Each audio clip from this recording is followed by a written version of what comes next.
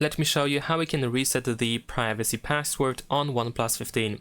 So for example, if you have a locked app and if you don't remember the password, then after the first incorrect attempt, you should be able to find this forgot password option, and then we have all available options. So depending on what you have set up, whether it is the security password or the security question or the recovery email, you should be able to choose it over here. In my case, I have the security question, so you should provide the answer to that question, and then of course we can change the password to a new one quite easily. However, if you don't remember the answer, or if you don't have access to the recovery email, if you cannot access the email from OnePlus that would allow you to recover the privacy password, then unfortunately you will not be able to just simply reset the privacy password, and most likely you will have to perform the factory reset of the whole device to be able to, well, to access these